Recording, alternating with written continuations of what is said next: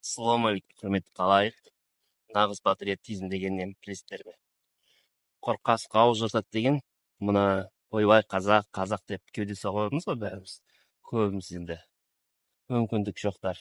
Ал енді мына бай адамдарға патриотизм болған жарасатын еді. Мысалы үшін қазір өздеріңіз білесіздер, малдың еті әрі қарай сиырдың еті қымбаттап кетті. Мысалы үшін енді 5000 теңгеге болды почти. Енді осыны қараңыздар, осы бағаны құлату керек. Құлататын кім? Ірі фермерлер.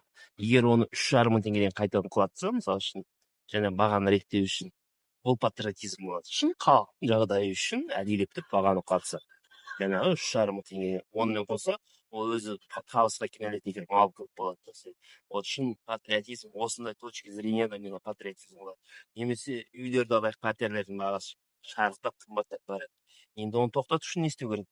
Оны 1 миллиарды көз ғимараттар жасаса, жаңағы үйлерді, тұрғын үйлерді. Содан кейін оны арзан бағаға сатса, оның бағасын реттесе, солай өзі жеке. Ол міне патриотизм болады. Ал жаңағы қорғасып ауыз жыртады демекші, менде кеуде ұра бергеннің бәрінің түк шықпайды. Түсінсеңіздер. Ал енді осы жағдай жасау үшін, жаңағы осындай патриоттардың пайда болу үшін, бай патриоттардың, ол біріншіден қазақ азаматтар болу керек. Өкінішке орай қазақ миллиардерлері жоқ. Осылай жаңағы нарыққа әсер етіп отыратын халықтың жағдайы үшін.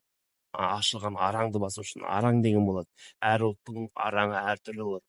Тойымсыз араңдар болады. Ол жаңағы соғыс ашып береді. Ол жаңағы дінсіздердің ісі. А діні барлар қадағалауға тырысады. Түсінесіздер ме? Ал кейбір идеологиясы мықтар сол идеологияны басқа елдерді тонауға тырысады. Сондықтан да мен сіздерге айтарым, патриотизм деген құр айғай ойбай емес.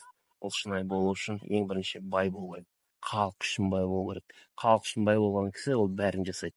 Өзін байытады да, маңайындағы бәрін өзгертеді, түгел байытып. Түсінесіздер ме?